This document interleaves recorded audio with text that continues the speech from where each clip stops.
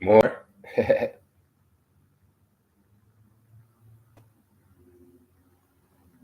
Manners, respect people.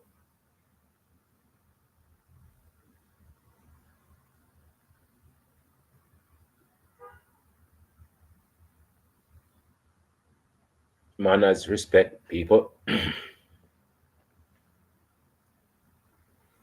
Hope everybody's good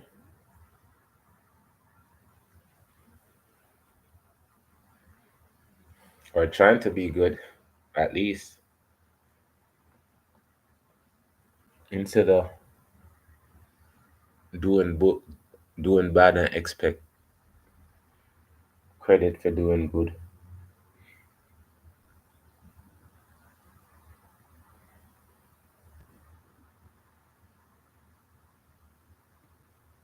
March, people, it's marching on.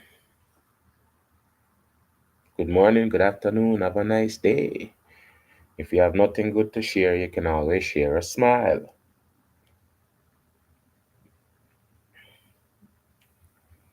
Happy birth month, happy birthday to Abraham Torrey. If the story that they put out is right, that today's his birth strong.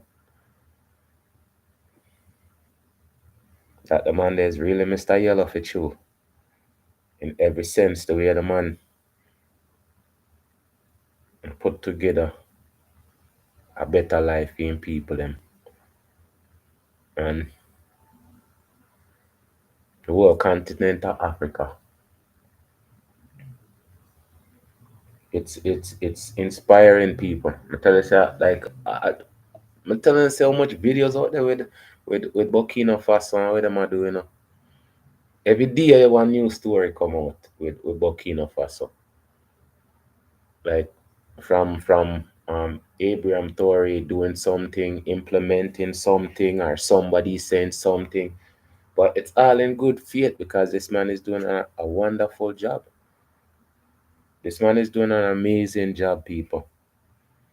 It's setting a precedent for all of the people them we need a good example, right? For all of the people them we need a good example, man. That's a good example, and it's all tied in to the leaders before the great people them were came before him, and you know and try to eliminate everybody will come to make a difference. That's that says a lot, people, right? Say a person born into society like everybody else and look at society, say it's worth saving. That's why I say it's not a lot of people who fight for humanity, Not a lot of people fight for betterment. Them just fight for escape for them family and for them kids and friends. That's where the line and draw the line on betterment.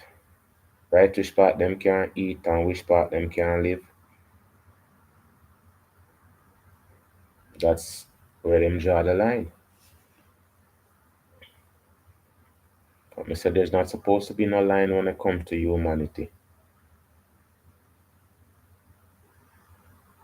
The line is supposed to be a circle. Everybody inclusive, included, betterment, upliftment.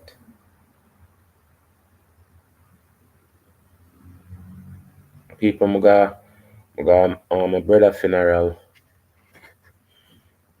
yesterday. Rest in betterment, sir. I tell you, say, for the greatest turnout of a funeral and for party. Never for education and upliftment. So all of the program them on YouTube, the good uplifting program them, they're not in the algorithm. The positive stuff them not in the algorithm, people. This when I sell my sauce them. I need more support for sell my sauce them. I am not competing with any company. I am just looking clients for my product, my amazing product in tobacco.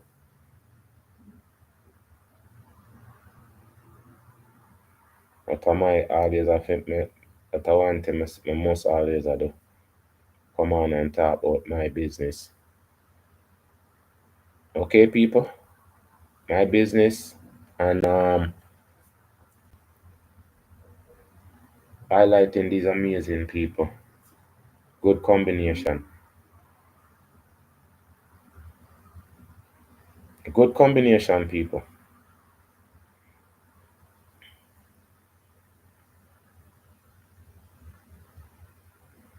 I've been listening to so much positive people where is trying to change the trajectory of our existence. I try to educate the people them that don't understand how important it is to have a sense of knowing. It's very important because if we don't know, we can't change. We can't change nothing. And if we don't care, we're not gonna put in the effort.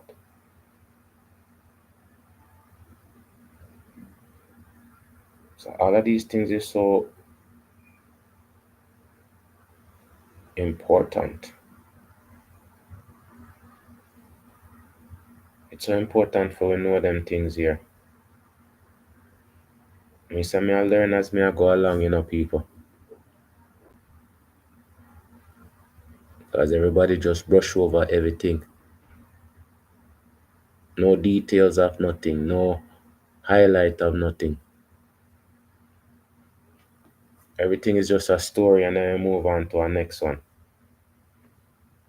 I'm say if we not see ourselves in the same position we complain about, the same thing we do to others if we don't see it wrong and complain say it wrong, how it go change?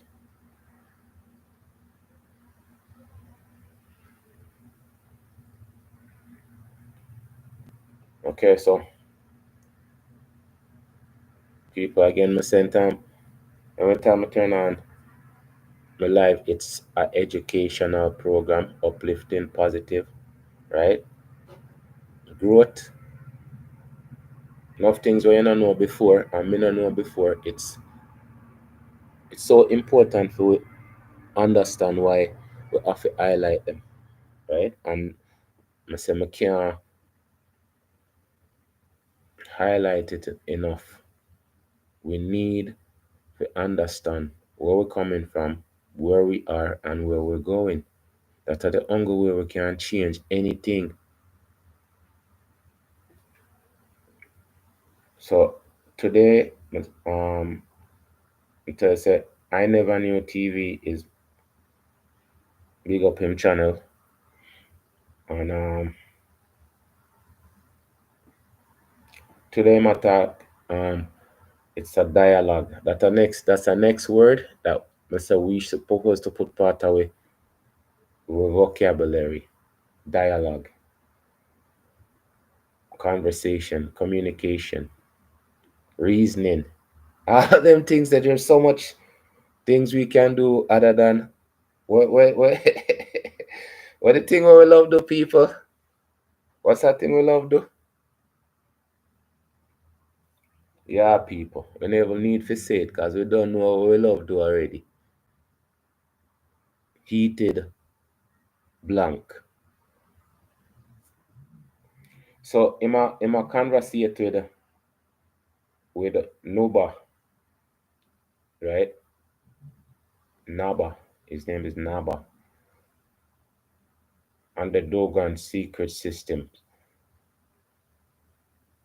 And I'm telling some people it's like when you live in the West America and them place here, the only thing you hear about Africa are the worst, right? Meanwhile, everything about Africa and take and then just get a coloring book and color out this and color out that and put in this and put in that. And enough of them things here. If you don't listen to the people who know what they're talking about, you're not gonna know. So this is Naba and the Dogan secret systems and ancient Egyptians in America. All right, people, as we proceed. So we have the great Naba here. Can you tell me about the history and significance of African masks? African mask. the as I was explaining about the Kemetic culture, a way that a group of people achieved enlightenment. And once you achieve enlightenment, you achieve awareness, you learn how to live harmoniously with everything that exists around you. Name it, in the vegetation, in the animal world, in the aquatic world, in the forest, the mountains, human. You learn even the star system. All of the stars we see in the sky. Once you reach awareness, you have to learn how to harmonize with them, or dialogue, and or maybe keep those realities also part of your life, to be also a part of your life and all of that. So once that also is achieved, then those realities are considered to be also like entities sharing the planet with us, entities sharing the universe with us. So technically, those realities also will see within you a human that is vibrating at the same frequency or at the same forces that allow them also to kind of manifest themselves towards you, and all of that, even show you how to approach them. So this is what brings the concept of creating the mask. So you will see the mask that represent like animals, the mask that represent like aliens, so whatever we call aliens, the mask that represent the things that no one knows, you get to see in life and all of that. But why do we do that? It's because we, to also to be able to create a mask, you have to be able to have the spirit of that mask, residing within you. So a lot of people will travel to Africa and buy masks, thinking that those masks are almost like the power itself. But no, the mask, the one who Yeah, people. I tell you, say, if it now have no meaning, it no mean nothing to the people who have no meaning. These things are these are very serious things, people. Next generation, have to understand it's on the spirituality that makes it. As we proceed, people. the mask, the one who's carrying the mask or the one who's wearing the mask is the one that has been initiated, that has been elevated, that has been the one that worked hard to kind of resonate and vibrate at the forces that allow now that mask to be put on, and then the spirit of the mask itself to travel and then manifest within the person. So even when you buy the mask and you come and hang in your house, it doesn't really have the power. It doesn't really serve the purpose of why that mask was created. So that's really like the history about those masks. But the mask is not something that a human being just have to think is something that is just magical or spiritual and all of that. A mask is something that comes from transmission. It has to be transmitted within some type of lineage, or it has to be transmitted within some type of a tribe where like this children already at the young age have to go through a process of the rite of passage, initiation, and then through that rite of passage they get to prepare the body, reinforce the body, reinforce the self, and reinforce the gender, because the mask also have genders. reinforce all of that. Once all of those things are reinforced within the child or the individual, so they will be grown up understanding, who they are, the role that they play, and they will end up becoming what maybe in English you may call the medium between the entity itself that exists within the universe, within nature, and the human being. And once that person gets to connect with that entity, for us human who are maybe novice, who are just like the average Joes, in the community, now we find ourselves in the presence of a human being that is being used by a spirit or by the power of some type of entity in nature or some type of entity in the universe. And a lot of two people will talk about the Dogon and then how we understand the star system and all of that. But all of that comes to really be like it's not just one thing that led to that result. It's like a lot of other things, elements that came together to lead to kind of those results and all. So the mask is a serious. Yes, people. So it's your spirit. I say you see, you then get the Halloween thing and turn it in a something that doesn't have the meaning of what it's supposed to mean. That me tell you say, if we wash out the culture, it's not gonna mean anything. Understand? Them things I'm gonna tell you say it's because we're not connected.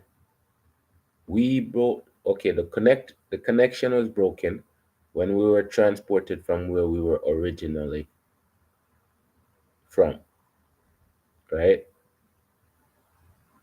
We created new connection, but we don't keep the connection going. Past, present, future. People, them things I learn and I understand because it's all part of us. Them things are embedded in our we, but it's covered over. It's masked over. And we just have to take off the mask and put on our real spiritual mask as we proceed, people. Lead to kind of those results and all. So the mask is a serious thing. It shouldn't be taken Yes, as a fashion the thing. mask is so serious. The mask is so serious where even in our cultures, like for us, the Dogon, the mask, the most of the masks that we have the mask for funerals when you're celebrating someone's life, someone's death. We have masks that has to come for when children finish their rite of passage. We have masks that has to come because somehow there will be like some pandemic that's coming, and then the mask, the divination will tell us this is happening. So the mask will manifest, and then the mask will come and then help clean and then take all of that away. We have masks that come for celebration of the star system, like when the stars on their orbit, certain type of star on their orbit come to, align and all of that. And in our culture, we celebrate our mask most of the time when the star Venus, the Venus, star, comes to be like, to complete its, journey on its orbit. Then that's when we even have to bring all of the stars. And most of the time that happens like every 8 years. So it's a very, very serious matter, when we speak about the mask and all of that. Many different areas have their own history of the origins and significance of dreadlocks. We've interviewed a lot of Rastafari brethren. They speak about how they were inspired by the Mau Mau. Some speak about the Sadus. I know European countries that have dreadlocks, right? What is your understanding of the history of dreadlocks? Uh, Actually, there's an article that we even published within our uh, publication branch, Firefly, right? The Rise of Firefly. We published that article explaining what the dreadlocks originally really represent. Originally, according to our temples and according to the archive that we have in our temples, the dreadlocks are not something that is just for style, and the dreadlock is not an ideology. Okay, Like it's not just a philosophy, it's not just an ideology, and it's not just a style. The dreadlocks are actually a very important matter of the spirituality of the indigenous people. And within the indigenous cultures that I'm coming from, even since the time of the pharaohs, since the time of the pharaohs, we can talk about even Samson in the Bible, the Quran, who used to have dreadlocks and all of that. But we understand that the human being connection with the realities that exist in the universe on Earth goes through the person's toes and then the person's hair. So the reason why when we are born we grow, tall. The reason why when we are born, when you plant a tree, it grows tall, and then the reason why you see mountains growing tall and all of that is because there's two forces that we understand, our cultures understand to exist and manifest within the existence to keep existence harmonious and all of that. And those two forces are, we can call them energies. One can be something that in the modern society you understand as to be the gravity, but the other one is the one that the modern society doesn't understand, doesn't know about, because within the existence it's not just that force that we call the gravity is the only one that exists. Now, even if we understand that that's the only force that exists, in our life, in our existence on Earth and all of that, so then there needs to be the question of why things don't bump into each other, why things, all of the other things don't come and then fall, don't get pulled, and then fall on the earth and all of that. So our ancestors understood that there is another force that exists within the universe, and then that force comes from the celestial bodies, and then we call it the yeno in our language, like the one that the modern society will call the gravity. In our language, we will call it the bayali. And then the second one that the modern society doesn't understand is the one that we will call the yenu.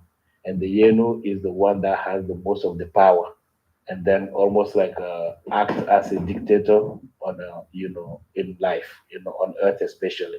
So for us human being, in for our good energy flow in the body, and then good energy flow between us and then the rest of the celestial body, because the earth uses us as antennas at some point, just like the way the earth uses the trees as antennas, the forests as antennas, the rivers as antennas, the mountains and hills as antennas.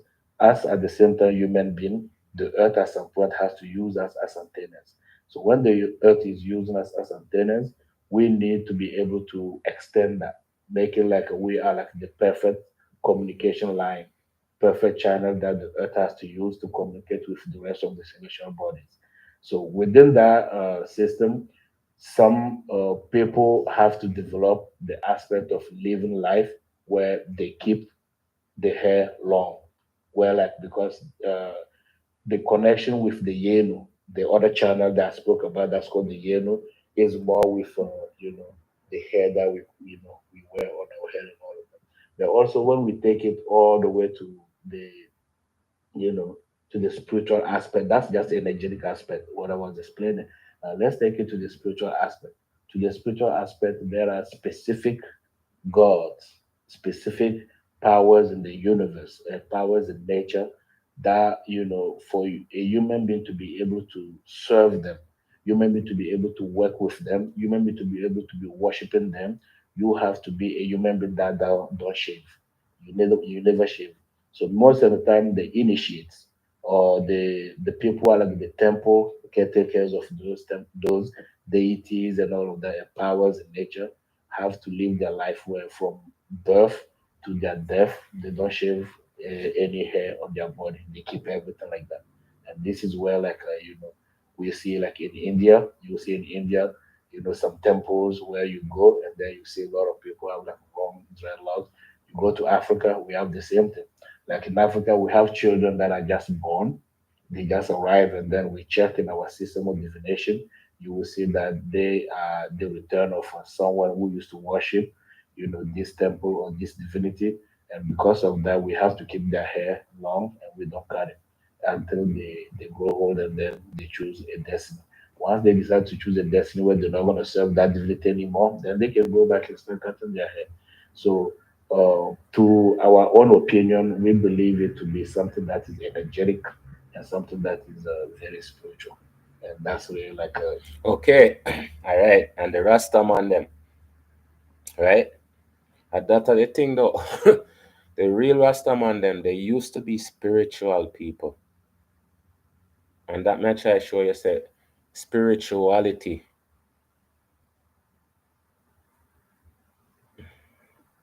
That's what we used to have. We used to be with nature, we used to be with divinity. We used to be divine beings until we get trapped in a human form and start adapt human principles. And it's human principles, it's not humanity principle, you know. Because human principle could be anything. As we proceed, people.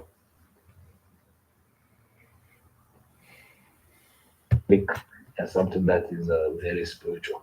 And that's really like, how we carry the history is just divinity and then the energy channels that we have to manage to be like the good, communicators and transmitters and all of that to the earth. And then for the earth to the rest of the celestial bodies. Please tell us about the presence of Africans in North America prior to the arrival of Europeans. That's uh that's a good one because around the world this is actually a question that's still like a mystery to everyone, a mystery to the white man. Boy, you see, me have to pause this because you see, I was gonna say, it's not a mystery if you know, but it's a mystery if you lie. That's what them say. Who know, know. You can't. It's certain things we don't know already, you know. But we not accept certain things that we know, and then not accept certain things that's true, right? As we proceed, people, we're in school and class are going. Everyone, a mystery to the white man, a mystery to the European, a mystery to the black man, a mystery to the descendant of the African slaves and all of that. But we have to be honest at some point with ourselves as human, especially on our path towards elevation and towards you know finding ourselves and then reconnecting. One thing I may say is that there's a very high identity crisis that is actually animating every human being on this side of the planet because the European don't want to be honest, and then the African descent also don't want to be honest because Uh, Nobody no want to be honest. Nobody no want to be honest. People, mm, isn't that how it is, people? Yo, I'm telling you, sometimes it's funny, you know, because to me, say the things that when, when me I realize, it's like, say, I've always known these things. And the greatest protection, sometimes it's not knowing. The greatest protection for them is not knowing, and for us, it's not knowing enough to change it or fight it to change it. So that's why I say everybody is. programmed to accept the lie. You can't tell the truth. It's like if you tell the truth, that's the ultimate sin. And maybe that's the thing in a thing there, you know, when it came to quote unquote the Garden of Eden. Maybe that was the truth.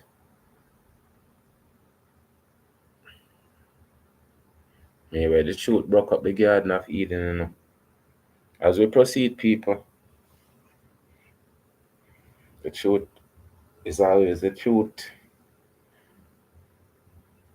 The truth doesn't hurt, the truth is just not accepted. Because at some point someone has to be honest. That if we all, don't want to be honest, and then we're gonna keep lying to each other, then we're gonna keep our younger generation, in within that mystery where they will not be able to solve it. This is the reality. Stop paying for life and That is the reality. Stop playing for life insurance, people. And that's the thing, people. You have to put a pause right there. So, this is the reality. And the reality is the truth.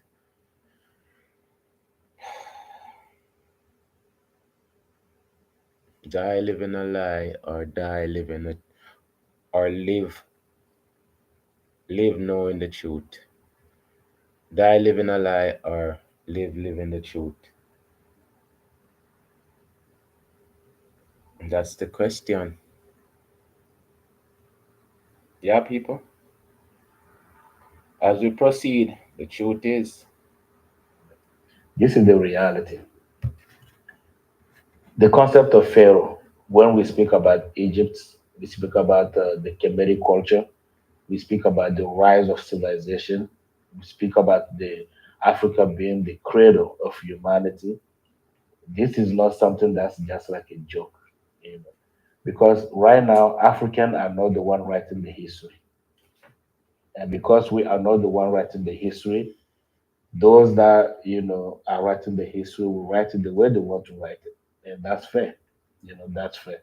But at some point, someone has to understand that there needs to be a teacher and there needs to be a master, a student. And even if you are a teacher, that teacher also will have a teacher who, at some point, someone has to look as a master. So within that, human migration and everything, the every pharaoh who gets to sit on the throne within Egypt, the areas of Egypt that we call Egypt today, and then in the Nile Valley, every pharaoh who gets to sit as a pharaoh will have to order a mission, and the mission is that the culture that was being lived in that area needs to expand. It's just like how today America is colonizing, or is certain bases, military base everywhere around the world and all of that, and travel around, asking everybody to change their ways of life, to adopt the Americans' ways of life, democracy, this, that, this and that. So those realities existed, and then whatever American government or European governments are doing today, modern society are doing today, are just like things that they learn from the real masters. It's in the history books where like something that's happened. So the Pharaoh will send missions, and the Pharaoh sending missions. The concept was not about colonization. The concept was more so like Education. we reach enlightenment, we reach civilization, we reach awareness. Let's take it and then expand it to the point where the whole planet can have human being working on it, and then they have the same enlightenment. We all have the same understanding of what existence is, what life is. We all have the same principle that we live in. That's gonna change a lot, people. You guys don't understand that? I mean, Remember, the missionary people them did have a mission, you know. Their mission was to teach you guys their belief, right? Now, it's whether you accept them belief or keep with your belief. Many people believe change. I tell you, say Booker T. Washington did have the whole culture trending in the right direction, right? And then E.D. Bibua comes along and them change the people them, some of the people in mind change towards the new things, accept the new things better than all they're living the good things. And it's the same thing. And that me say, if we have a book, and in this book we have enough education, it not have to be quote unquote the Bible, but it has to be enough information for you to be able to navigate. You can't turn to a page, boom, right there, so right, and the information is there. But it's a task that nobody wants to tackle. It's an obstacle that needs to be tackled though. As we proceed, people, also we find we find education everywhere. People, we find education everywhere, except in a mix up and blend up. As we proceed, people, let's get On, and then the same educated. discipline that we all carry, and all of them have the same goal. So that was the main reason why the Pharaoh would send those missions. And when you look around and then you see pyramids, not just only in Egypt, but you see them built on another, lands and all of that and all of that. Those were like the nations. And that used to be called the Exodus Army. At some point, that's how we start calling it the Exodus Army, because those were like the initiates, people who go like through the rite of passage, and their job is to travel and take whatever they learn and take it to other places and then establish it. Each one teach one. People, this one I'm telling you, it's the things that we used to do. This is what makes us so incredibly people. Cause when you see time you're just dripping with knowledge and skills and just ready for teach, man. There's nothing holding you back. All you just need is people willing to learn. That are man, that are the greatest thing about what smart people. You know what I say? People who have no, because you have smart people and people who are smart ass, so it make you feel like say them are the smartest in the world. But these people them have knowledge and them teach it. They have the patience enough to teach others to be great. As we proceed, people. And take whatever they learn and take it to other places and then establish it and then allow other people to benefit from it and then rise, which is really like what the Earth Center is doing. The Earth Center is like the continuation of those missions that were happening around that time. So who is here before who? Yeah, for sure. We are the one, the black people, black African, we the one who showed the path to the white man that there's other places that exist as well. Because before that, the European was scared to travel in the sea. European was scared to take, to think about sitting on a piece of wood, and then cross the whole ocean. People, remember, yeah, that's true because them say if you go to the end of the world, you go fall over. This is what them say. This is before. This is true, people. This is like them when them say you could have traveled to a certain part of the world and you just fall over and never return, and monsters and stuff like that. So it's true. That's funny. But all of a sudden, them are the greatest sailors ever existed. As we proceed, people. Sitting on a piece of wood, and then cross the whole ocean to, whatever place that they don't even know. They were scared because they believed that there were monsters, in the ocean. So no one was traveling there. But the first, people who migrated, the first people who were traveling around the world, who have that courage to be like, let's travel, and then share our knowledge and then see, discover, and all of that were like, the missions that came from Ituri, came from the Nile Valley. And then after that, there have been like other waves because after the fall of Misra, after the fall of the temples in Misra and Ituri and all of that, then another wave of migration will happen, which will now be those that we call the Moors, the Moorish, and all of that, because those were more like the mixture between the Arab. Because once the civilization fell, in the Nile Valley, then the Arabs will migrate, and will take the land. And then once they take the land, yeah, between them and then some of the, sub-Saharan, people, their culture, there's going to be some type of, marriage that will happen. Then those descendants will be the one that will travel again on this side. Just like how today we travel on this side again, trying to, do the same thing that, we know our ancestors have been doing for a long time. But the job at this point is not what I'm saying. Is the reason why I'm saying at the beginning that's a big question is that the job is not about traveling, who's travel first here and who travel second, or who is the first person to be here or not. Because at the end of the day, I'm a black person. If I have to speak for black people, I'm just going to speak for black people just like the same way Marcus Garvey speak for black people. Let's pack our things and then leave and go. And again, you see, Marcus Garvey always come up in. It's I tell you, say this man, him influence so many people around the world, right? So this is why I say, how comes Marcus Garvey philosophy is not one of the main curriculum in a black culture.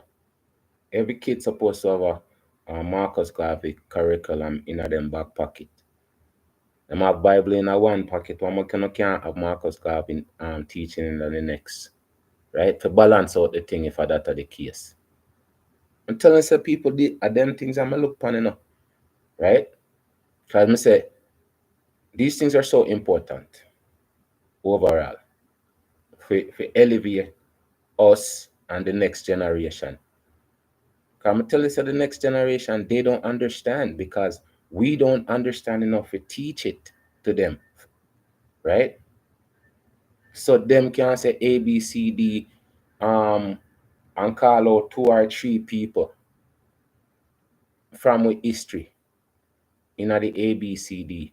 Even that, me tell you, say, even we can make like a A, B, C, D of people from the past, Me tell you so much things, people, all of them idea just a shot through my head for real, cause these are all possibilities for us to accomplish what we need to accomplish without we pointing the finger, arguing, right?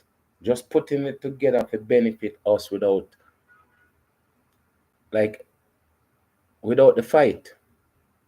I mean, I will get pushback, obviously, but all you going to push back against the things we call beneficial to we, right?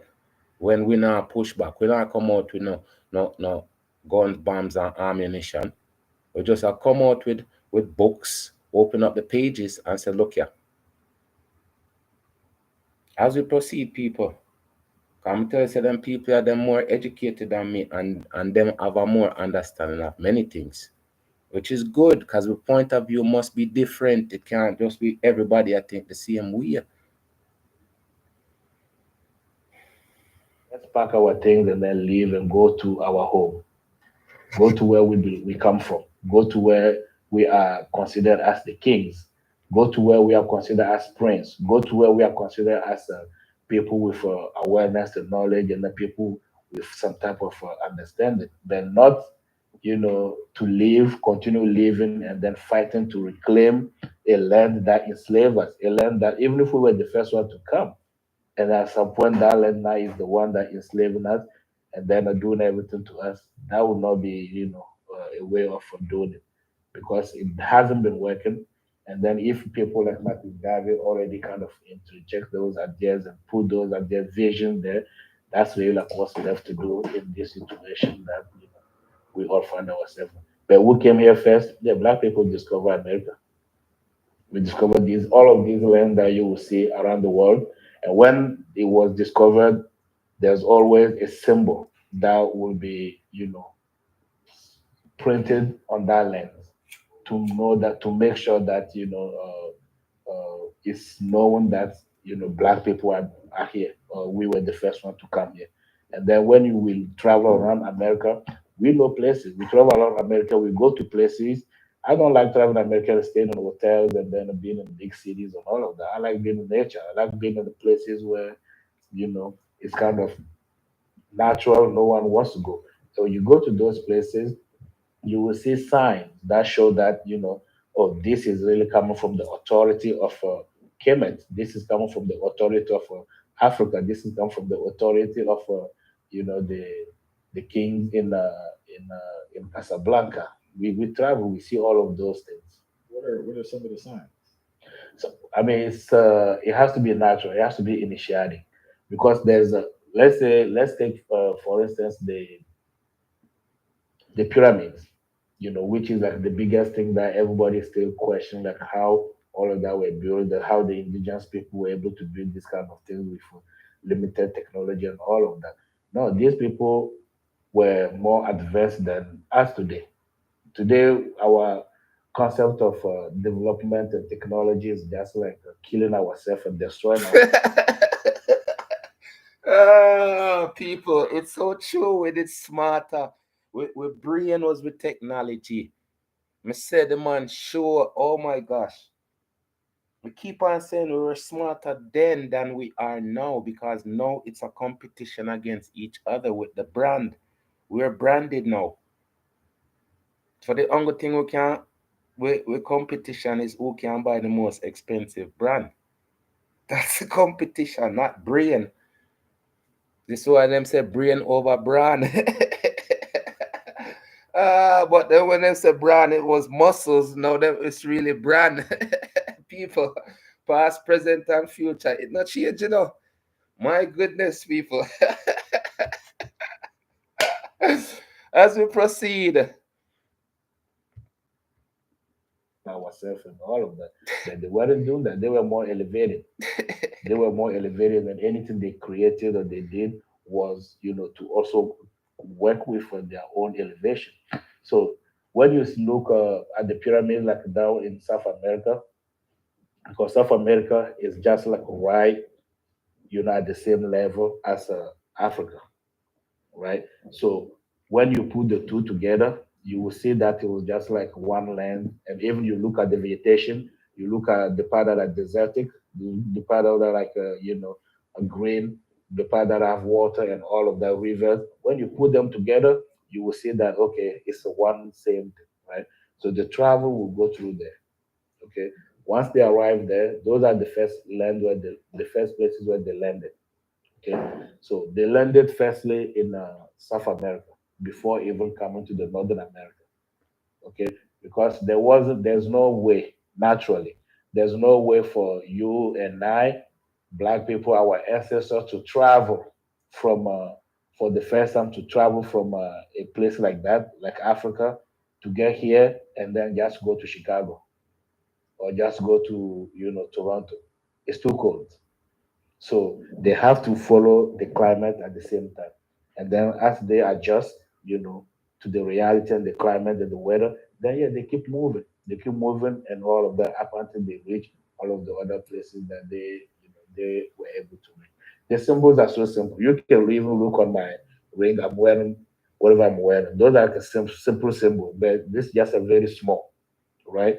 But when you look in nature, you will see that our ancestors who came here first were so intelligent, where like they left prints of those things that you see every day. Breadcrumbs. They left breadcrumbs. And the bird them pick it up, people. Me telling us. people. We left breadcrumbs and then pick up all of the breadcrumbs them. But they can't pick up all of them. Oh, people. Me, I love it. Me, I love it because that makes sense. I'm tell you, so we people, we love travel. We love travel. I'm telling you, just to leave the city to go somewhere else. I'm telling you, it's so different. So that is in our nature. I'm telling you, so some things it's in our nature, you know. But the good things them in our nature, as me say, we don't practice those things. We have other things to practice. But when we practice the good things, we're great. Absolutely, people. That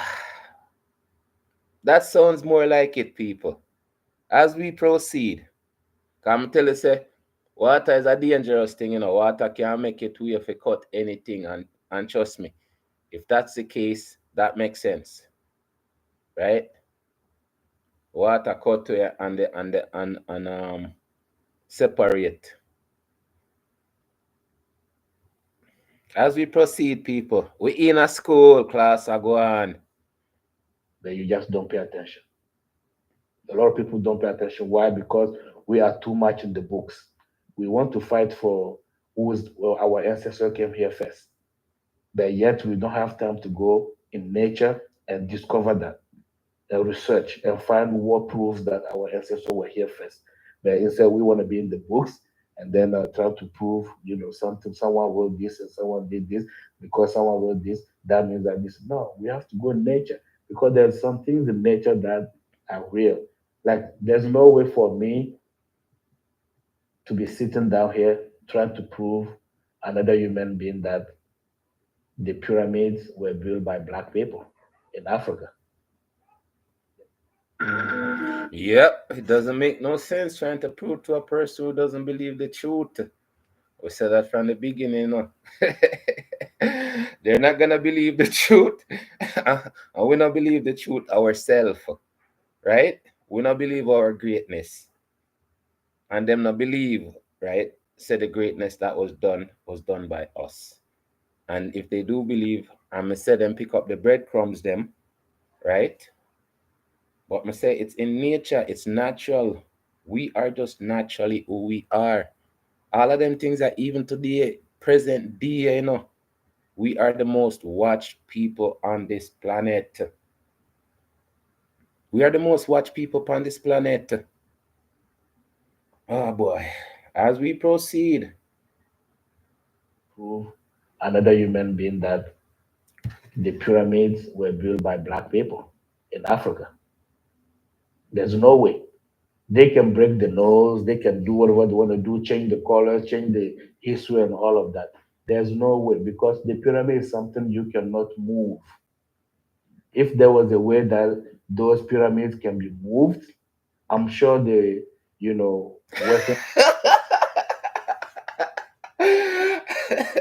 Take up the breadcrumbs, them. Take up everyone. Take up every one of the breadcrumbs, them. No left done behind. The man said, "There's no way they can't move it, else they would." So them lick off the nose some of the breadcrumbs, them. As we proceed, people. society will have moved them and said that no, they were the one to build those things. Their ancestors were the one to build those things. But somehow there's something too big to move. But anything they were able to move, they move. That's why we have museum everywhere. When you go to That's why we have museum. Me telling the people, everything in the museum then don't belong to the people them. If you take out everything out of the museum, we wanna call it or empty building.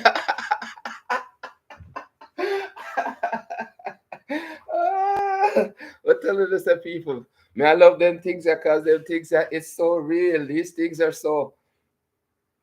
I'm telling this to the people them who don't believe, them not gonna believe.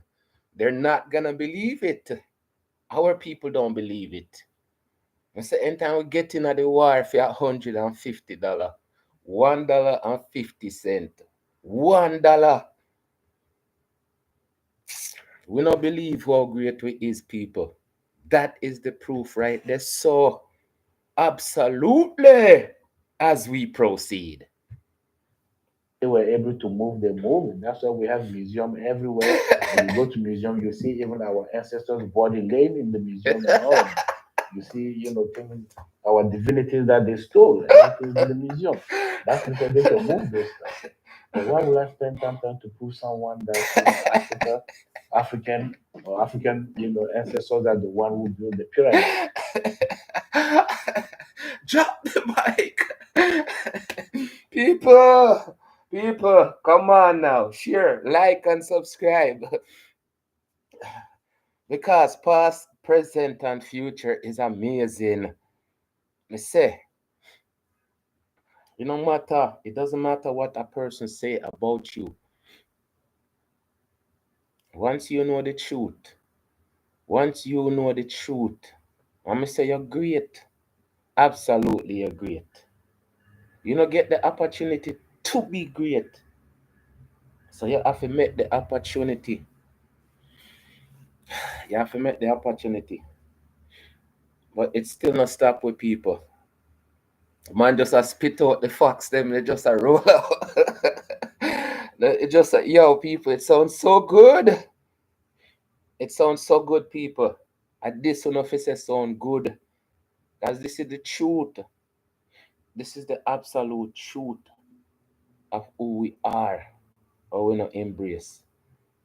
As we proceed, I don't need to do that. Since when European will go to your village and build something for you? We have villages that need water. We have villages that need clean water. We have villages that need, stuff. No one comes to do that. And then you want to tell me that someone who doesn't know how to, uh, you know, take some of their resources and go help another person get some water to drink.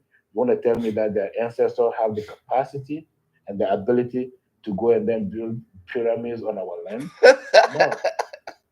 If there was a way to build their pyramid, they would build on their own land. They're not going to build on our land. So technically, if it's built in Africa and those pyramids exist on African land, it was built by African. Same thing over here. When you travel around, you will see sign that they left. A lot of I travel around and I saw a lot of rocks, portraits that look like my face. I look at those and I look at myself. Even some of those people living there, I'm like, wow, it looks like those were like your ancestors. I'm like, yes, they made sure to leave the prints here everywhere. And then when we follow our ancestors' ways and we follow their spirit and we follow their ways, we follow at the same time, the path that they walk. And then we will see the sign that they left there, the left sign. And that's really like what the Earth Center is doing. We try to ask everybody, there's a path that our ancestors walk, and then only Marcus Garvey was, enlightened enough to tell people, let's follow that path. That path will lead us to where, we are, what we need, and all of that. And this is really like, once we fail doing that. That's why we are like, yes. Oh, that's why me telling you say we now follow the path, people. We now follow the path. We now follow it. That's it. The path was created for us already. Wow. Me I laugh, me I laugh, me I smile, me I grin from ear to ear, people. Cause this is it. We now follow the part of divinity, the part of us. But we fi follow. Yes, as we proceed. we fail doing that. That's why we are like in that kind of identity crisis that we're in.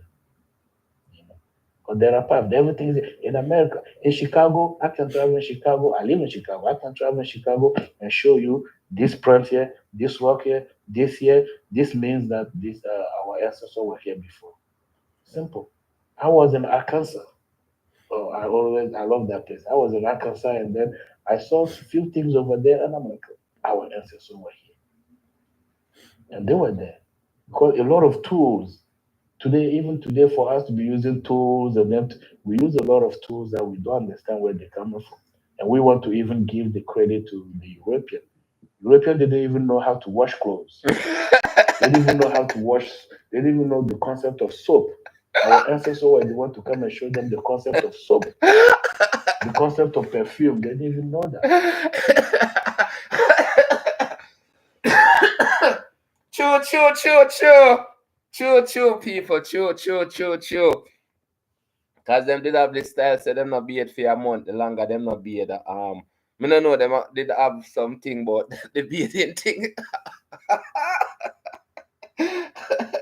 We have to chop some more tabaruka panda one day. For real people.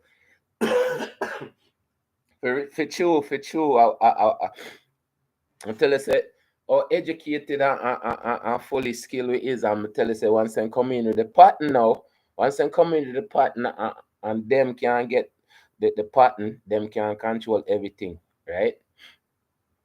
As we proceed, people. Of soap, the concept of perfume. They didn't even know that. The perfume was more like alcohol for them. That's why even today, when you make the perfume, the spray, you have to make it with alcohol because they didn't know like you can just use some flour and make some oil and then use that oil on you and then you smell like for the rest of the season, smell good for the rest of the season and all of that. So if we have to do the history, I'm sorry that our world is a very big melting pot now. It's a very big melting pot, and the liar will speak loud and act like he's the truth teller, and the truth teller is humble enough where he doesn't speak, and everyone will think that he's guilty or he's the liar. And that's true, people. That one of the things them I say, I said nowadays the people them where I said the most nonsense are the people them where shout the loudest. Because the same thing, the smart people them, I know like I said, there's a lot of channel where you can go listen to and where the people them are reason and make sense and you know you can incorporate yourself in the conversation type of thing. It's screaming, disrespecting. It's so true. It's so true, people. This man is just spitting facts as we proceed, people. Right. But that's the world we live in, where stupidity is rewarded. It's true.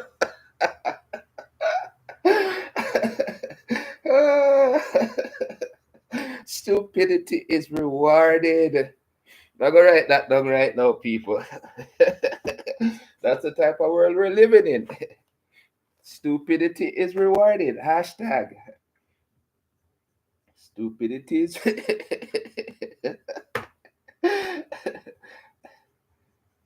People, that's why I'm telling you, say, when smart people talk, you listen. You don't have to be smart. You just know say you're gonna learn something because them always I say something that's gonna educate you. Then you listen to 10 hours of foolishness. I give you nightmare. As we proceed, people. I'm loving this. I'm loving this. Wisdom is no more rewarded. It's stupidity.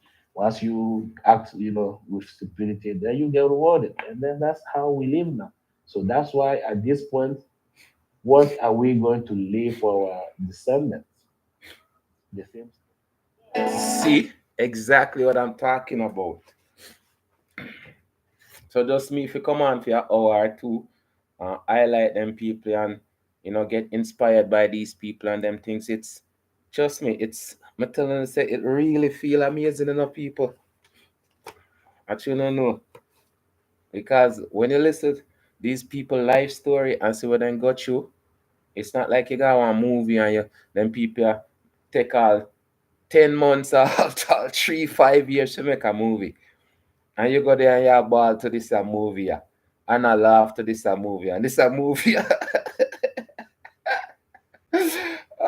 This a movie, and it never real. I can't sit down and listen to these people talk. You listen to them story, them biography, and see, I'm be in tears. I'm be in joy with them people because it's so amazing to see greatness. As we proceed, people. The same story that the white man wrote, the same story that the universities are writing, the same story that the anthropologists are writing, the same story that our PhD, black PhD holders are going, our doctors are writing. No, we have to, at some point start researching, because before we can claim that we are the first settlers of this place to settle on this land, we have to show the sign. This because this is because this. And once we're able to prove that to the rest of the world, then yes, we can now start asking for any right that we want to ask. Then that's like a very difficult job at this point, because we don't even have control anymore.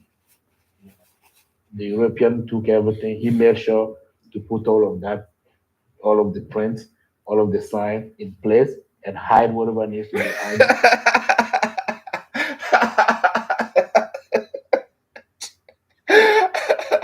The man write the story. Well, oh, who was it? Who dropped the breadcrumbs them? And they bought them yam the breadcrumbs. The one them tell me say, that them do.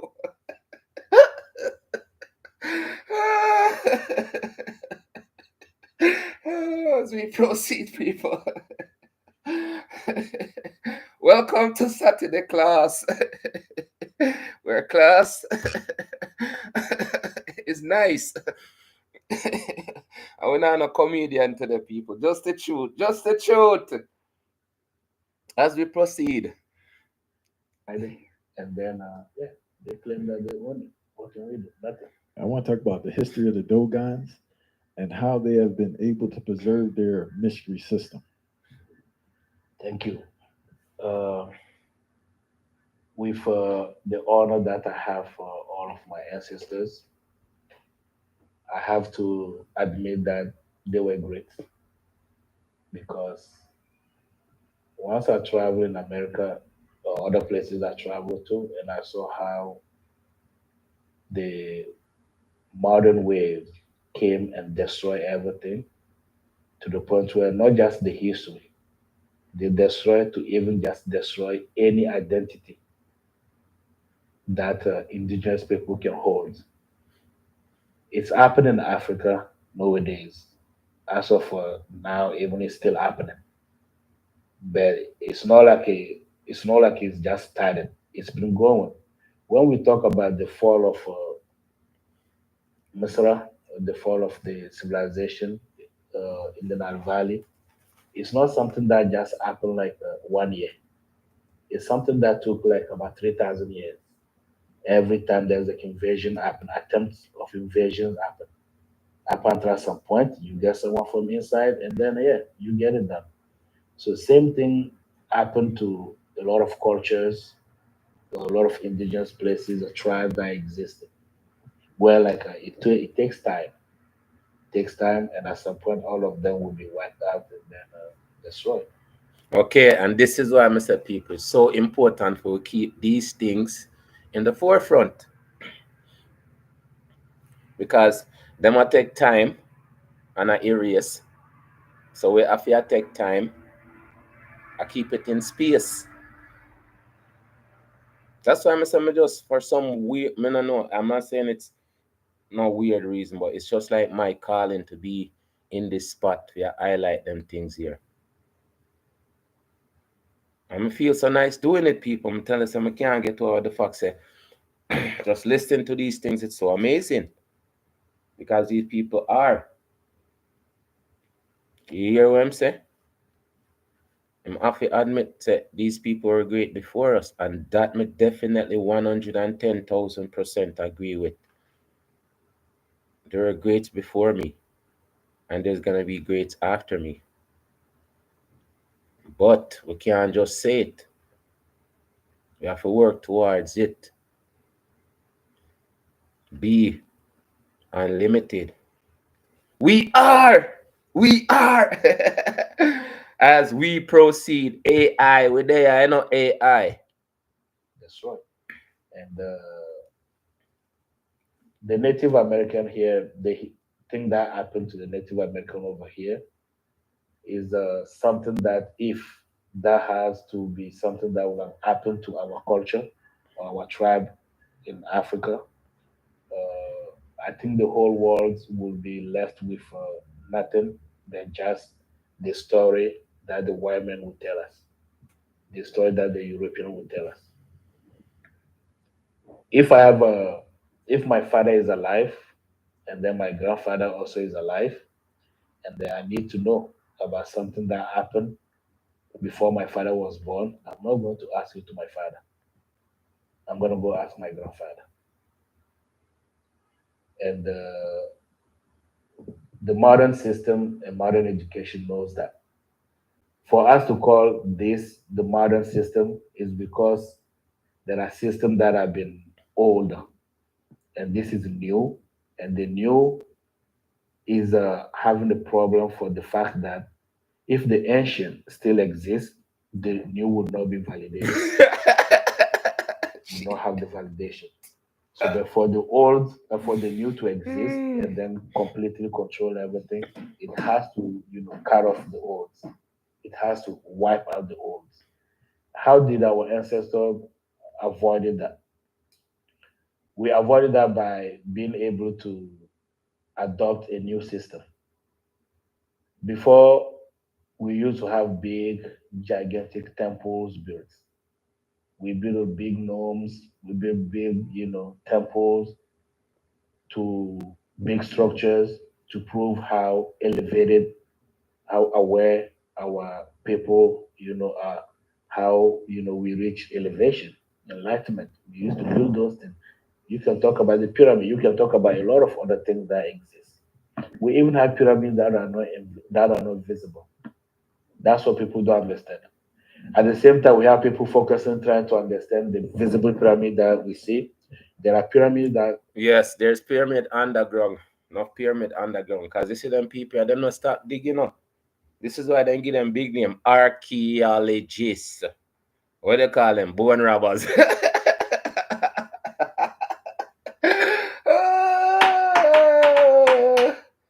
Drop the mic, people. I'm telling you, say, yo. Just the fact say, right? All them do is go around and dig up history and then them put it in a museum and write a story, right? And can't deny the fact that the people them did exist greater than them, But them can't say, well, we own it now, or we own it now. That are the big thing. That are the, you know, look at it. We have it in the big shiny warehouse. Stop calling it museum. You know when they call it museum for, eh? Museum of Art. Thief in property.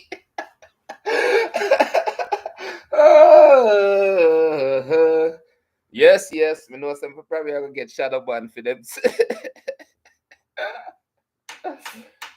For the truth, for the truth, for the truth. You know I go already, people. It's the truth. As we proceed. a great ancestor built that are not visible, that you cannot see with these eyes. That is Manners, different. respect, big up So yourself. I'll in that read. situation, the I'm here change in has class to having happen. some fun. Once the fall happen, once the No invasion happen, problem. the change has to happen. First, change the way we present ourselves, meaning wearing, all of the things that we used to wear, building big structures and all of that. Forget about that. Now let's go and start dressing mud cloth. That's why when you go to our villages, everyone, men, women, This is children, educational. everybody's in a mud cloth. It's You amazing. come, you see someone wearing a mud cloth, dirty teeth, collar knot.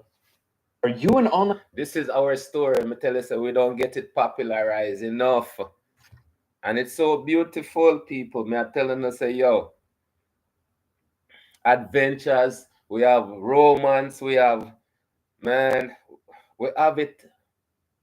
We have it in galore, we never keep track of it. That's one of the things I say, we not keep track of with greatness. but it cannot be hide. It cannot be covered up. Him said, everywhere you go, you look, you see it. It's all around us. And we not look. We don't see each other. One of the things when I say we don't see each other. I mean, I'll have a logo for that, but it's not designed yet. Because I'm telling you, the creation them, they're supposed, all of them have meaning. So when you create them, just like the face mask, it has to be created specifically a certain way. So it's not just you seeing it, it's for it to be able to be understandable. Trust me, people, we have unlimited ability and it's real as we proceed. Dirty teeth, collar knots, spitting from here and there, and all of that, and then torn clothes, mud. You're not gonna think they have anything that is possible for you to even benefit, because that's what modern mind function. That's how modern mind function. The modern mind looks at what is shining. It doesn't. Name brand. Name brand. Thank you very much. That's what we become branded. See, the man is talking about it. That's what we become. So branded. Let me say, if you wear a certain brand, you know, I get popo. But certain brand, yes, definitely, people. We've become branded, shiny stuff, entertainment, foolishness, no consciousness, no deep diving in within ourselves, not listening to these people reason and teach us knowledge. As we proceed, people, The modern mind looks at what is shining. It doesn't look at what is not shining. So because of that, our ancestors we change the ways. Our ancestors change the ways, culture change, and we start living just simple, and then according to nature. Now the transmission of the knowledge and its preservation, just for the sake of its preservation and then protecting it, has to happen through some intense rite of passage, some intense initiation. It has to go through that system. And then through that system, within that system, what happened? We don't have any more writing. We don't live like a physical, archives of physical writing. That's like, okay, now we left this, and then this is, for the generation to know. But what do we do? It's at the same time encrypted within the DNA. I'm sure you watch, many of our viewers watch Wakanda, and they watch Wakanda forever and all of that. That history is so beautiful. That history comes to really kind of, explain how some of our tribes in Africa really adopted a new way of life where like they exist, but you don't know that they exist. I have a question, right? So with the Dogons, correct me if I'm wrong. From what I understand, the initiate that gets the information, doesn't he live separate from everyone and he doesn't have sex? No, No? no. During the rite of passage, you have to be, by yourself, where like no sexual activity, nothing that will come and then corrupt your mind, corrupt your physical body, corrupt your spirit. Is anything like that is forbidden during the rite of passage. Even within our initiation in temple here in America, with the temples that the Dogon we established, when you decide to come today to start in. so they do have a temple, people. Them have a temple in America. So that much I sure no say if it people past, present, future. You can't say you want it, can't get it, and don't create it. You can't say you want it, can't get it, and don't create it. Can't say you want it, can't get it, and don't create it. So them have a temple in America. Beautiful. When you decide to come today to start initiation, you stop smoking, you stop drinking, you stop few things. And then for the whole time of your initiation, you will have to stop all of those things. After the initiation, and you travel and then you cross that level, then we'll be like, okay, certain things can be allowed now, depending on who you are. So that same system is what our ancestors have, right? And you don't get to share what you learn through the rite of passage with someone who has not, been present in the rite of passage. We even have codes. We have a way we greet. When you see the modern secret society existing, it's based on that. Freemason, Rosicrucian, Kabbalah, and all of that. Those, system, secret system exists because they saw that that's how indigenous people live. You arrive in the indigenous society, and then you will see everybody live as normal. But when it comes to certain matters, only initiates, those who have been through the rite of passage are informed about it, and are the one to even sit and then come up with decisions and solution of all of the things that needs to help the society or the community and all of that. So the knowledge itself, as I was saying, the preservation of it, even things that we still teaching nowadays in our temple in the West, in the Western societies, that knowledge is preserved through the mouth to the ear, the speech. That's why we speak about tradition. When we talk about tradition and people talk about I'm a traditional person, I'm practicing tradition. No, it's not about you doing what you're doing. That's called tradition. It's you being able to transmit the knowledge from your words to someone's ear for it to be encrypted in the cerebral system of the. Oh, people, you guys know I've been doing that for the longest time. This is why I'm here, people. This is why I'm here. This is why, because this is so important. How we talk to each other, how we respect each other, how we treat each other. We program these stuff with tape recorder never shut off. That's why we have two ears just in case one not work, the next one kick in. As we proceed, people. Encrypted in the cerebral system of the person, where now it stays in the blood, where that person is able to one day have a child, and when that child come, and then that child gets to also listen the father or the uncle or the master say, repeat the same words, and then it activates right away in the body. Um, how were your ancestors able to see Sirius B? Serious B and C. We saw C. We saw A, B, C. How? Let me put it so simple, right? You, the planet that we live on is called planet Earth, right? And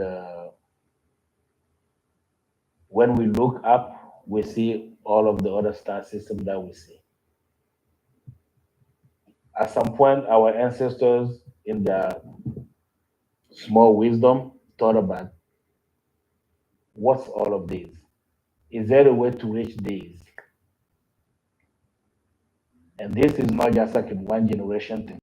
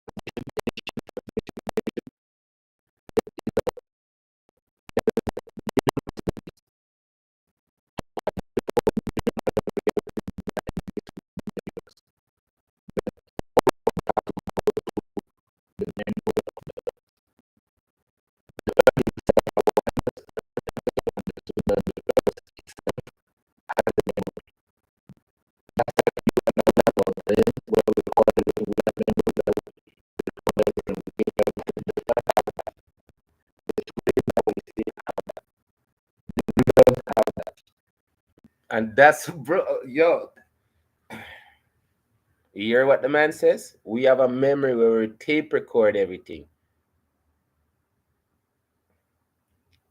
Dash it on the ocean and we can go remember anything. That's our greatness, people. One of our greatness, me say. As we proceed, people. Mountains have that. The animals have that.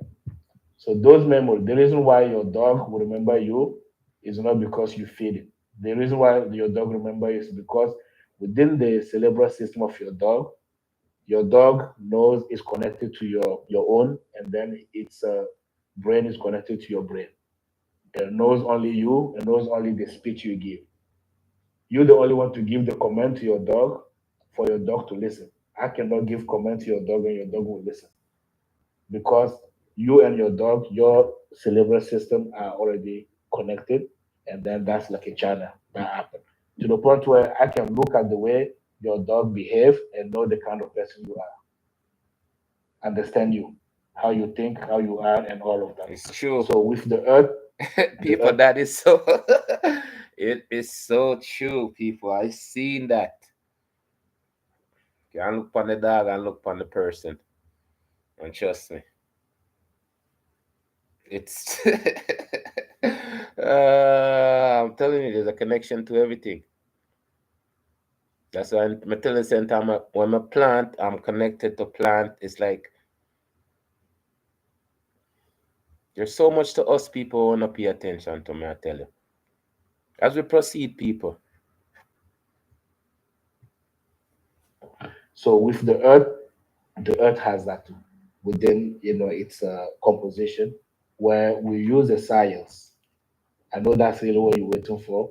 We use a science, and that science is called mtam science, meaning mtam in our language will be like from within the earth. So the mtam science is a system that allow us to penetrate the memory of the earth, and then from penetrating its memory, ask the question we want to ask, and then the earth, if the earth has the answer, the earth will reveal it to us. So the earth has been in for millions of years since the beginning. The earth has been in relation with all of those other celestial bodies that exist in the universe. So if the earth has been in that's why we call it universe. Many things existing in unity, right? So if the earth has been in relation with them, anything we want to know, we will know. Anything you want to understand, you will understand. So and that's how. People, I'm gonna tell you something. I've been in situation like that before. Let me just ask, and it just reveal the answer. When I was going through the 12 colors, that happened a lot.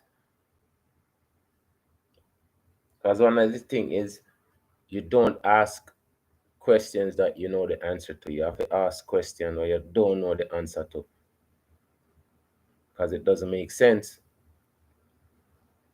asking the question, knowing the answer, unless you just want to see if the person is being truthful. But you ask question that you don't know the answer to, and the universe will give it to you. As we proceed, people.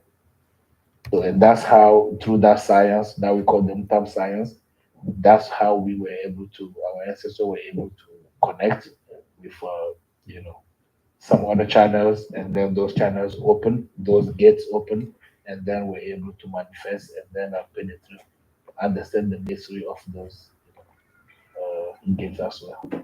And what's the Dogan origin story? Because this is my first time speaking to someone close like you. Everyone else I was speaking to is more someone who read about the Dogons. What is the Dogan origin story that you were told? You see, you ask other people and they might know. It's best to ask the people who know. Right, people? As we proceed. Origin story, like you mean our cosmology? Yes. Our cosmology.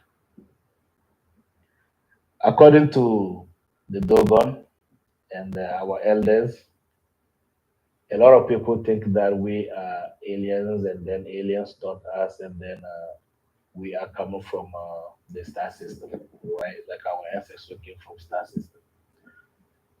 You know the element that you call aliens in our cultures, we look at them as gods. We look at them as divinities. We look at them as entities, part of the universe.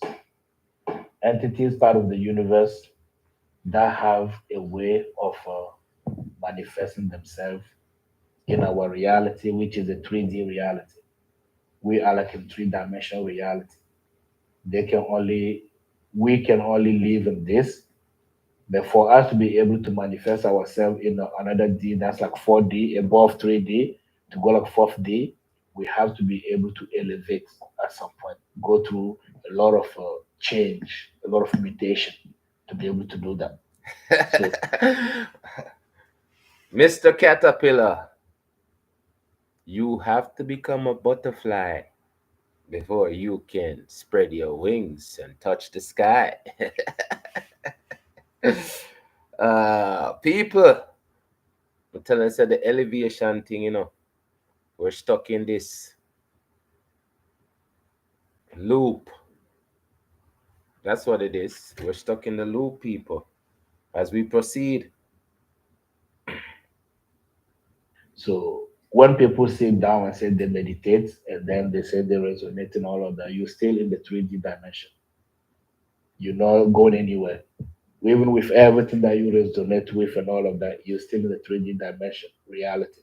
And you're just discovering all of the other things that exist within the 3D reality that your senses, conventional sensing cannot perceive, right?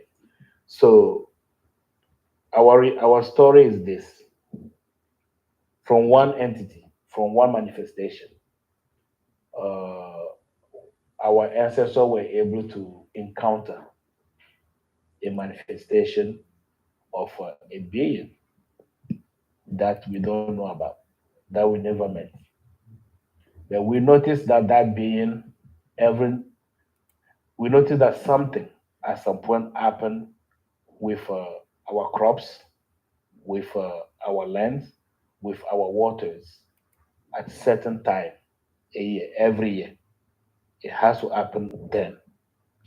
But how, who comes to do that? But when we even look, it's not the point of anyone in the village or in the reality then. It's like something that's bigger than what we might imagine. They come and then take, harvest our crops and take it. Does that make sense? It's still going on today.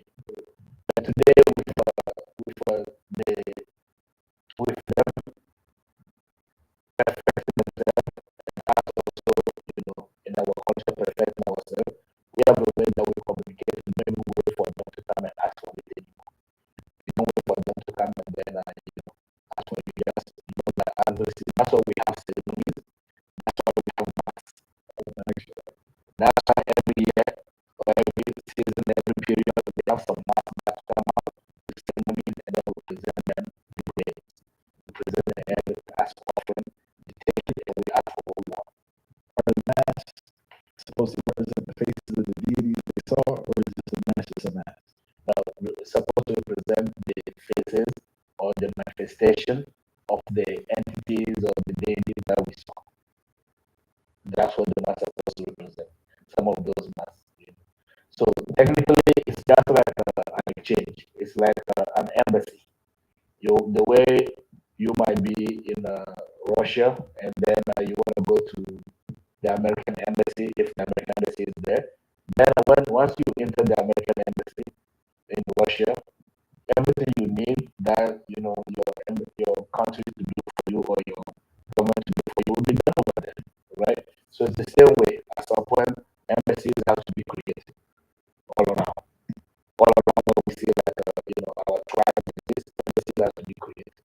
Actually, even the pyramids represent like the embassies, represent like where those realities and the human then meets and then exchange and then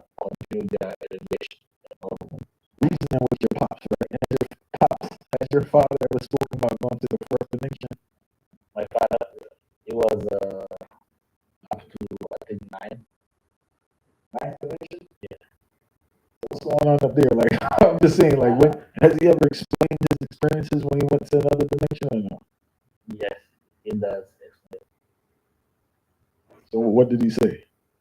Well, it's just There's one tip. People. The man asked about the the fish dimension. The man said the man got 9. So I'm telling you, there's levels, people. There is levels. As we proceed, well, it's just Bob Marley. Bob Marley is a higher vibration human being in the human flesh. you see all Bob Marley people. A lot of people them the great people them always have spirituality, you know. Them always have some divinity about them, some greatness where some people not many people don't attain to that, you know. People just want to say that's in the past. As we proceed, people, Bones and body. Who also at some point reached higher dimension. And then what he does is that he managed to put all of that, manifest all of that to his music. That's why his music will never finish. You never get tired listening to everything Bob Marley did.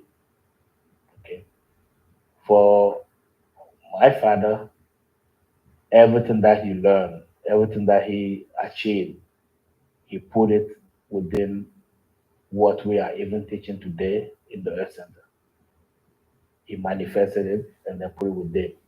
He even had to ask permission to our royalties and dignities of the temple if this is allowed to be taught outside of our tribes and all of that. And everything we teach in our temple is a achievement. It's almost like Steve Jobs. Steve Jobs who created Apple. He has to achieve certain dimension. Elon Musk, he has to achieve certain dimension. Bill Gates, they have to achieve certain dimension before they're able to produce whatever they produce. But my father just decided to use whatever he produced, to use whatever he achieved to produce he likes saying that he wants to build super intelligent human beings, like super intelligent human beings with the concept of the new old generation of priesthoods, humans that have the ability to access the higher realities, the higher things, and then to be able to play that role on the planet. And that's why we have our temple everywhere. It's about elevating the quality, you know. And to this, that's all I can really say about most of the things that he shared. But he shared a lot that is amazing. It's almost like the first time you receive a gift from your father or you receive a gift from your mother. If you remember as a kid, the day receive a gift from your mother or your father, how you jump and how happy you are. So he said, if anyone can remember that feeling, that's how when you reach the real knowledge, that's the feeling you get because that feeling comes with that ambiguity. You don't get to gain knowledge and then knowledge does not free you. You have to gain knowledge and for the knowledge to kind of free you from a lot of other things. And yeah, he was able to achieve those dimensions. And I'm happy that you really asked the question about our cosmogony because for us we have what we call the cosmogony. We have what we call the cosmology. Cosmology is what people have been writing about, meaning like the concept of ecology. Any concept like ecology, biology, zoology, all of that. That concept of ecology is a concept that someone came and studied us. Someone came and then tried to ask questions and study us, but did not take a time to live with us, learn our language, learn our culture, learn our ways, and then detach from who they are to be like us.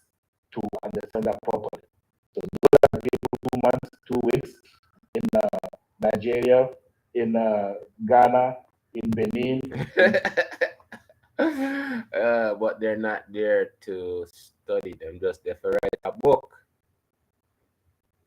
They're just there to write a book, get their book sell, and their perception from 2 months or 3 months. But I'm saying we're supposed to have books already written to say, here you go, this is our book. And then you can go write your piece on our book. Right, people? I think that's a lot better. As we proceed.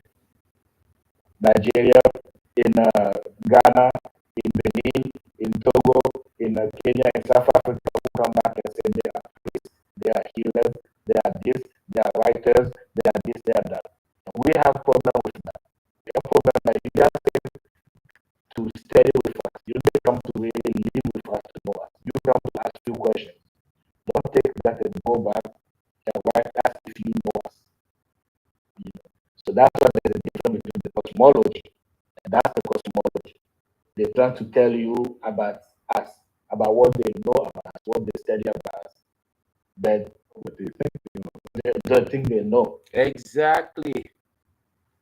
This is what I'm saying though. But if you have your book done written already, here you go. Just make sure say you cut my royalty check. Right, people?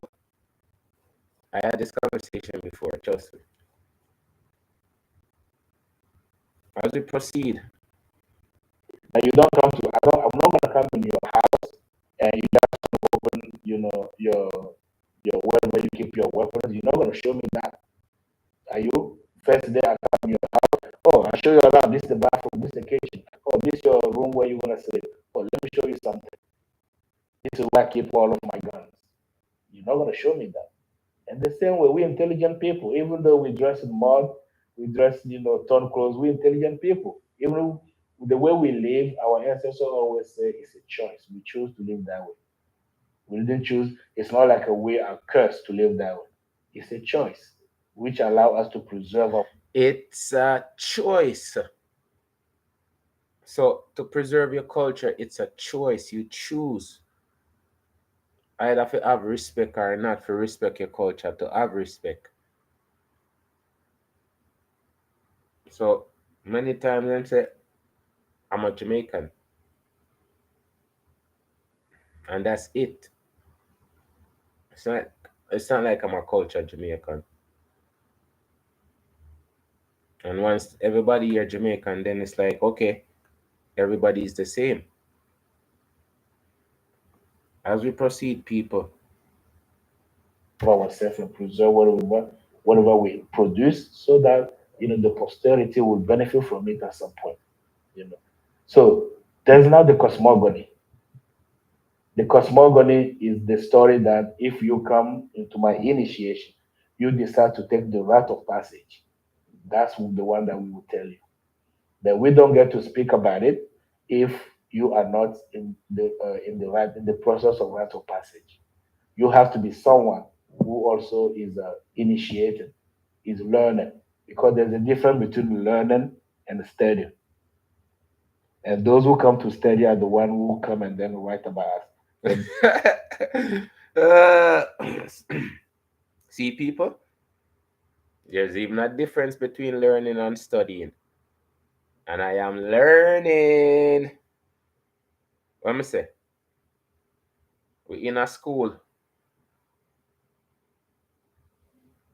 And when you're in a school and there's class, you learn. Then you can go study later on. As we proceed, people. This man is just cool on the knowledge like that, people. The man is just speaking facts. but those who come to learn and be like us, and then try to live our life and live our ways of all of that, those people, it's going to be difficult for you to get them to even say anything about the Dogon, because they already feel like they are Dogon too. They feel like they are Dogon. They feel like they've been adopted. They've been a Dogon, and then they know the value, the principle, they respect it. Same like people who travel to the Vodun temple. Same like people who travel to Ifa temple. Same like people who travel to all of those temples. when you go, just don't go take. That's just like what the Greek did. That's like what the Romans did. That's like what European did. That's like what the Arabs did to that culture. I'm so still surprised how our ancestors managed to still keep some. Keep some, keep a lot of it, people. Keep on keeping on. This is why it's so important, people, for us. Eh? For keep on keeping on. Because they did. As we proceed. Still surprised how our ancestors managed to still keep something. To still because I see what happened to Native American over here, indigenous in America. I see what they wiped out, they finished. But the system that our ancestors created has been the only protection that we have, which is tradition, from the mouth to the ear, older generation to younger generation, from the father to the son, mother to the daughter. That's been whatever has been kind of protecting our. Even now they are in our villages trying to say that we need to stop having children, and they're telling us that that that's how we able to survive. Then right then they tell us to stop doing that. Please explain what divination is. Divination. Uh, I'm afraid I'm not English. English is not my first language. I learned it, but I will try using my concepts, the concept of my language. Divination will mean take from the visible to serve the invisible, and take from the invisible to serve the visible. Meaning, know what is needed in the invisible from the visible, and whatever is needed in the visible from the invisible. Now, once we speak about divination, we're speaking about being in a domain or in a system that does not apply to only the three-dimensional reality, but a system that applies to two realities.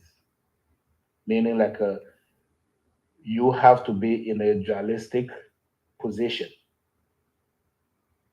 dualistic position between the material worlds and the non-material worlds, and know how to function and communicate between the two worlds, right? So there's a hierarchy. There's a hierarchy, and it's not even given to anyone to do divination because I went through the rite of passage. Does not mean that I'm a priest. We can do divination because within the rite of passage and within the concept of priesthood, there are branches of priesthood, and there's a priest that is like a researcher priest. There's a priest that is like a discoverer priest. There's a priest that's like an execution priest. There's a priest that's like a healing priest. So there's many dimensions, many branches in even priesthood or shamanism. There's many branches within it. So depending on which one you are, you specialize, then you end up, just focusing on it and then growing on it. Meaning, if I'm a researcher priest, I'm allowed to be doing divination. Meaning, I'm allowed to be a person who can demand to have access to the invisible forces and then communicate because I'm a researcher. I'm working between my research is not in the lab like the scientists, but my research is more like what can we do? What can we get from here to serve you? What can you get from there to serve here? And all of that. So in the divination, the levels are uh, big. because we have the left, the hierarchy that is like it goes from what we call like the creator gods. We have to go from the creator gods to the gods that are created. Okay, and then from the creator gods to the gods that are created, human don't have access. Human being, we don't have access to the creator gods. We don't have access to the gods that are created. Then we start having access to them only when we're able to go through our ancestors, those that are like us and made us, that somehow they are detached from their bodies and they die, they transition. So through my ancestor is closer to those creation realities. Then through your ancestor you go to them, and then your ancestor has a way of manifesting your desire and all of that. So it's almost like a system that has to depend on a lineage. Because if my father did not do divination, it's almost impossible for me to do divination because I have to depend on him to be able to have access to the realities that I need to have access to be able to serve you. Now, people confuse intuition, instinct with divination because you have the tools in front of you and then you learn how to use those tools. Does not mean that you know what you're doing because apparently the person know what they're doing. They're just using their intuition or their instinct to determine what they think, to determine what it is, and all of that. The divination is temple. That's what we're like that. It has to go from the lineage, and then it goes from the lineage to the power that are created, the power that are from your ancestor who did before you, the powers of the creation and the powers that are being created. So let's take this example. Right? Let's talk about healing and for instance about cancer. Right? That's the problem of the whole world right now. So the peaceful, even though the modern system is asking indigenous people to focus and try to find a solution. Even for cancer, the traditional people we are smart enough to know that this is something that we have to start thinking about. So that by the time it comes to our gates, it comes to our houses, we know what to do ahead of time. So yeah, we start focusing on that, learning how to do that. But it's not going to be possible for me to spend in the forest or the savannah and talk to the plants because traditional healing use plants only. It's not going to be possible for me to do that if I'm not able to invoke the spirits of my ancestors who practice healing, who dealt with nature before me. It has to go through that system. But once they come, then we are in the situation of three-dimensional communication, which is I want to know what can we do to solve this problem that's plaguing humanity now. And ancestors also will have to talk to that the spirit because we look at every plant as a dimension. Every tree that we see is like a dimension. It's like the dwelling of some power because human beings don't create plants. We don't create them. We just plant the seed and then they become one day a tree. Sometimes some of the plants, the trees, we are not the one planting them. They just grow. So that's a divine creation, meaning that's something that the powers created, right? So we follow that. Mountains, human beings don't build mountains. That's the powers that were created. And then they end up becoming the dwelling of a certain reality. So we approach them. So this is where, if it's not very well explained to a believer, a religious believer, the person would think that, it's evil. That it's not evil. We're just acknowledging the power, the divine within the creation. How often do you connect with your father now? Even if I have the possibility to connect with him right now, I will do that. And for me to be able to, for my body to be able to be the vessel for him to talk with you, yeah, I will do that. We're talking about the high techniques, higher techniques of spirituality over here. We're not talking about just like jokes and all that. We're talking about higher techniques in the temples, in our communities back home in Africa. That's what you will see higher techniques. People getting to go through their ancestors to be able to do whatever needs to be done. So that's where we come. That's what we use to really explain the concept of divination, because it has to go from only realities that are divine only. Then I just end up becoming like a medium. I end up becoming like a medium as a priest or as a shaman. I just end up becoming a medium, and then they use me. I see a lot of people know they say they are gods, they are this, they are goddesses, they are this and this, which is good. That's the identity Christ caused that.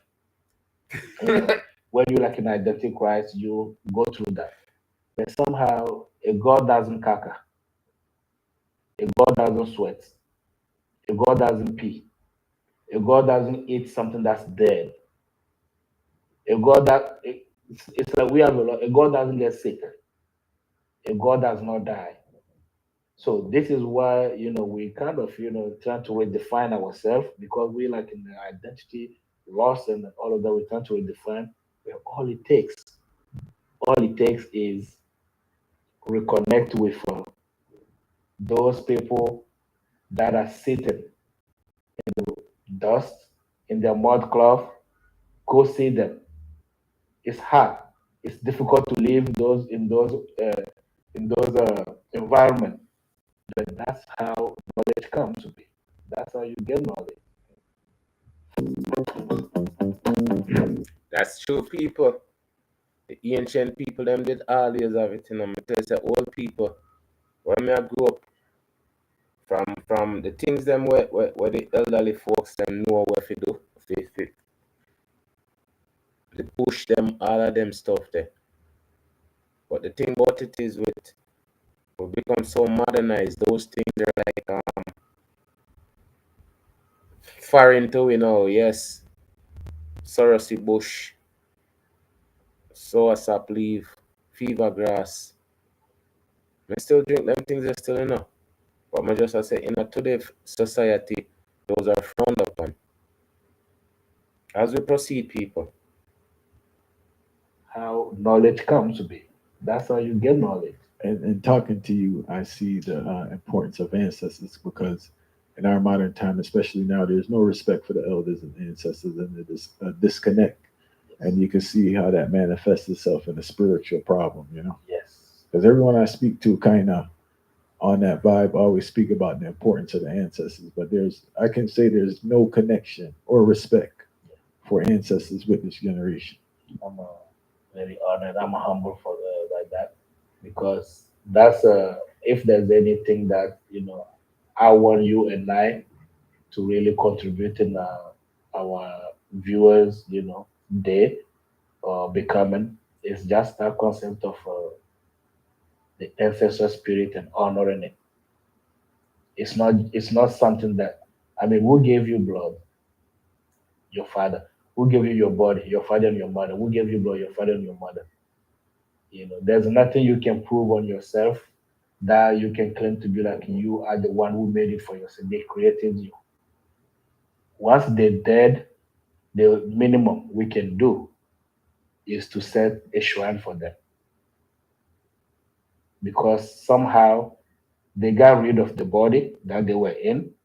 The spirit still live within us, because it's my father's blood that is in me, and it's my mom's milk that got me to be standing wherever I'm standing. So for people listening, like, how would you create a shrine? What guidance would you give for someone to create a shrine for their The ancestor? Yeah, the smallest, the beginning, for a beginner, and then kind of someone who just like a beginner in this, I will ask the person to get a rock from a rock at maybe this size from a river that flows, and then to get another rock same size from a crossroads, and another rock. And when I say crossroads, like two roads that cross. You look around, you find a rock, you pick it up, you pick it up. A rock from a forest, and then a rock from a mountain. You have those four rocks. You clean them with milk and frankincense. You leave them, and you choose a corner in your house. We have in our houses, in a temple, in a place in your house, you're supposed to have a place that's called a designated space. I mean, a space that you know that when you want to enter into connection with the invisible manifestation of yourself, then this is where you go. Then, you create something like that. You don't go there when you're not pure. You don't even go there and then, manifest your dirtiness. You go there only when you have to, reach that light. And what do you mean by not pure? Not pure is because you know how in the modern society everybody just know how to wipe and no one knows how to clean. Wiping does not clean your butthole clean properly. They're using water to clean. Water has been like the main. Why don't you use like a paper towel to wash your body? To wipe your body and then put new clothes and say you clean. That's even like just on the surface. On the surface of your body, you use water to clean yourself before you put new clothes, before you feel like you clean.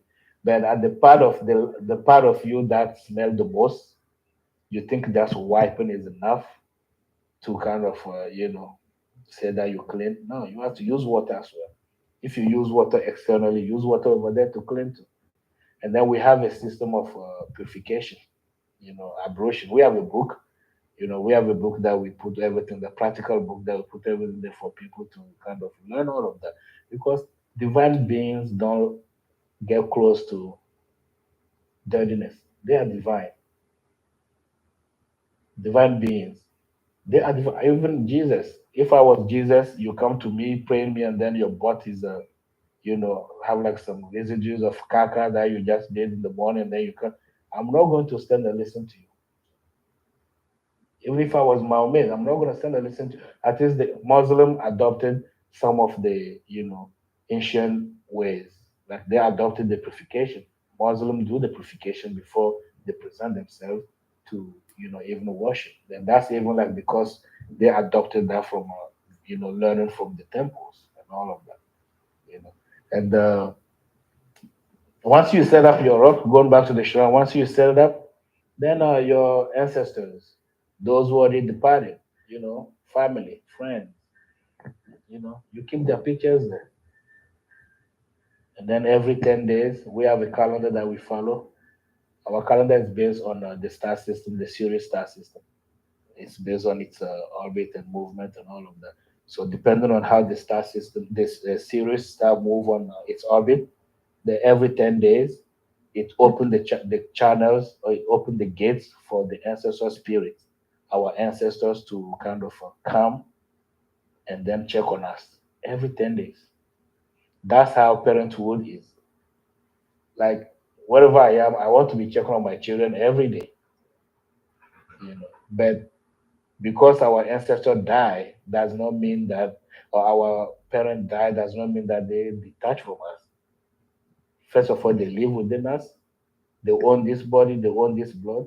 Second, every 10 days, even the star system allow the gates to open for them to travel from the world of the dead, the invisible world, and to manifest in our life every 10 days. So when you do all of those things every 10 days, according to our when you have the sidereal calendar, you will have everything in there. And every 10 days, you leave them some milk, some cakes, or some fruits. They come, you leave it there from sunrise to sunset. The next one, you remove it, you go give it to nature. You go give it to so simple. That's the beginning. At even like at the beginner level, that's what you can do. and then you can see the change. I mean, I'm sure people will try that and then they will contact you. You yourself, you try that, you will be like, damn, you see the change. And that's the connection. That's the very, very, very first connection in us trying to evolve as human beings. That ancestry. That's the very first connection. Yeah, now let's talk about, black people and how as our disconnection to our ancestral spirit is causing us a lot of problems in our days today. Because we feel like, slavery happened. Yes, things happen in history. But at least we still have a chance to continue following the evolution of time. And if there's a way for us to even like change or participate in the evolution of time, the only thing we can start by doing is reconnecting with that ancestral spirit. Because the ancestral spirit will not die. The spirit that die, in on the ocean, the spirit that die in the forest, the spirit that die maybe in a sugarcane farm and all of that. It's not like it's just the body that is gone, but the spirit is still there. That needs to be very well taken care of. That needs to be very well, fed, maintained because they suffer. Every 10 days, something like that to in the name of those spirits is enough to already kind of start kind of activating everything in them and all of them, allowing them to activate things in you as well. But that's the only way uh, the white man, the European, can respect us. That's the only way. Because if you're gonna go every Sunday, kneel down in front of Jesus, I don't think the European will respect you. If you're gonna go every Friday, kneel down in front of Mahomet, I don't think you're gonna gain respect from that. We just have to learn how to kneel down every 10 days in front of the pictures of our ancestors. Leave them some to drink, leave them some to eat, the energy aspect of it, and then that's it. That's all we need. And that's really what the problem is right now with our people. And then that's really only thing that we travel around telling people wake up to realize that you are the manifestation of your ancestral spirit, and then focus, connect with them. Once you connect with them, it will open whatever needs to be open. That's the truth, people. We don't have no connection to nothing, We're seriously not connected to nothing. Now people think they're connected to money, but that's so far from it. Trust me. Money is not the connection. Humanity is. People, thank you very much for stopping by.